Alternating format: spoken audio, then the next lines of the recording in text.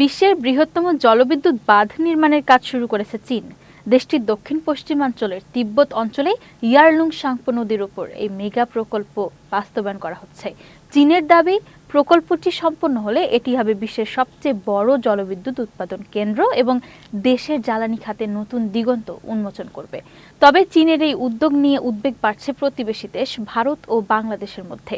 কারণ তিব্বত থেকে উৎপন্ন ইয়ারলুং সাংপো নদী ভারতে অরুণাচল প্রদেশে প্রবেশ করে ব্রহ্মপুত্র হয়ে প্রবাহিত হয় এবং পরে বাংলাদেশের যমুনা নদী হিসেবে প্রবাহিত হয়।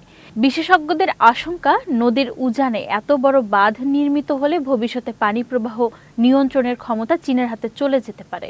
এর ফলে শুষ্ক মৌসুমে পানির প্রবাহ কমে যাওয়া কিংবা বর্ষাকালে হঠাৎ অতিরিক্ত পানি ছেড়ে দেওয়ার মতো পরিস্থিতি তৈরি হতে পারে, যা নিম্ন অববাহিকার দেশগুলোর জন্য ঝুঁকির কারণ হয়ে দাঁড়াতে পারে। ভারত ইতিমধ্যে প্রকল্পটির বিভিন্ন দিক নিবিড়ভাবে পর্যবেক্ষণ করছে বলে জানা গেছে। দেশটির নীতি নির্ধারকেরা মনে করছেন ওই বাঁধ ভবিষ্যতে পানি নিরাপত্তা এবং আঞ্চলিক কৌশলগত ভারসাম্যের ওপর প্রভাব ফেলতে পারে। অন্যদিকে চীন বলছে প্রকল্পটি সম্পূর্ণভাবে বিদ্যুৎ উৎপাদন ও অর্থনৈতিক উন্নয়নের লক্ষ্যে নেওয়া হয়েছে এবং এতে নিম্ন অববাহিকার দেশগুলোর স্বার্থ ক্ষতিগ্রস্ত হবে না।